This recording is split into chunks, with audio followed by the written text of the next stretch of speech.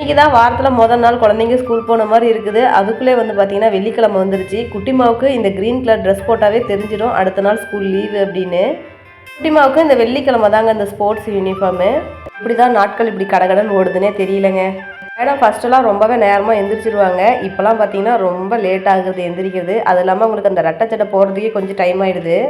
இருந்தாலும் குட்டிமாவை வேன் வர்றதுக்கு ஒரு 10 நிமிஷத்துக்கு முன்னாடி நம்ம ரெடி பண்ணி நிற்க வச்சிடணும்.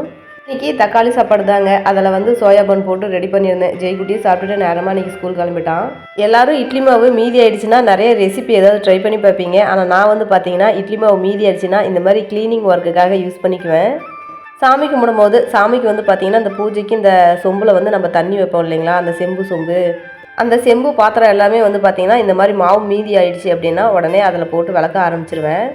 மாவு நல்லா புளிச்சிருக்கும் போது இந்த மாதிரி பித்தாளை பாத்திரம் செம்பு பாத்திரம்லாம் போட்டு வளர்க்கணும்னா நல்லா பளிச்சுன்னு ஆயிடும். ரொம்ப நேரம் தேய்க்கணுங்கிற அவசியம் கூட இருக்காதுங்க. நான் வந்து இட்லி தோசைக்கு வந்து மாவு ஆட்டினேன் அப்படின்னா ஃப்ரிட்ஜில் வச்சுலாம் யூஸ் பண்ண மாட்டேன். ஆட்டணும் அப்படின்னா ஒரு நாள் நான் 2 நாள் வெளியே வச்சு யூஸ் பண்ணிடுவேன். ரொம்ப நாள் வச்சுலாம் யூஸ் பண்ண மாட்டேன். அதனால் இந்த மாதிரி மீதி ஆகிடுச்சுன்னா இந்த மாதிரி வந்து பாத்திரம்லாம் விளக்குறதுக்கு யூஸ் பண்ணிக்குவேன். அது மட்டும் இல்லாமல் இந்த சிங்கு தொட்டி இருக்குது இல்லைங்களா, பாத்திரம் விளக்குற தொட்டி, அதுக்கும் வந்து பார்த்திங்கன்னா இந்த மாவு ஃபுல்லாக அங்கங்கே ஊற்றிட்டு அப்படியே தேய்ச்சி விட்டு நல்லா கழுவிட்டோம் அப்படின்னா நல்லா பளபளன்னு சூப்பராக வந்துடும். பித்தாளை செம்பு பாத்திரம் வளர்க்குறதுக்கு அப்பப்போ வந்து பார்த்திங்கன்னா செங்கல்லாம் நுணுக்கி போட்டு அதை பவுடர் பண்ணி அதில் வந்து புளியை போட்டு ஊற வச்சு பாத்திரம் விளக்குவேன். அப்படி விளக்கும் போது நல்லா பளிச்சுன்னு இருக்கும். அதுக்கப்புறம் நம்ம புளிச்சிக்கீரை வேக வைக்கிறோம் இல்லைங்களா, அந்த தண்ணியை வடிகட்டி எடுத்து வச்சுட்டு அதில் வந்து பித்தாளை பாத்திரம்லாம் விளக்குனாலும் அதுவும் பளிச்சுன்னு இருக்கும்.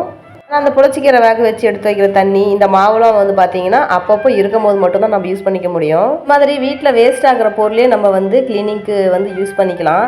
க்ளீனிங் ஒர்க்குக்காகவே நம்ம தனியாக வந்து ப்ராடக்ட் எதுவும் வாங்கி வச்சு யூஸ் பண்ணுங்கிற அவசியம் கிடையாது. நீங்கள் அந்த மாதிரி சின்ன சின்ன க்ளீனிங் ஒர்க்குக்கு ஏதாச்சும் ப்ராடக்ட் வாங்கி யூஸ் பண்ணுறீங்க அப்படின்னா அதையும் சொல்லுங்கள், ஷேர் பண்ணுங்கள். நானும் கண்டிப்பாக தெரிஞ்சுக்கிறேன். பாருங்கள், மாவு போட்டு விளக்குனதுக்கப்புறம் தொட்டி எவ்வளோ பளிச்சுன்னு இருக்குன்னு. வீடியோவில் எப்படி தெரியுதுன்னு தெரியல, ஆனால் உண்மையாலுமே நல்லா பளிச்சுன்னு இருக்கும். நீங்களும் ஒரு டைம் மாவு இருக்குது அப்படின்னா இந்த மாதிரி ட்ரை பண்ணி பார்த்துட்டு கமெண்ட் பாக்ஸில் கமெண்ட் பண்ணுங்கள். குழந்தைங்கள ஸ்கூல் அனுப்பி விட்டுட்டு அதுக்கப்புறம் க்ளீனிங் ஒர்க்லாம் முடிச்சுட்டு இன்றைக்கி வெள்ளிக்கிழமை இல்லையா, சின்ன ஒரு பூஜையும் முடிச்சாச்சுங்க.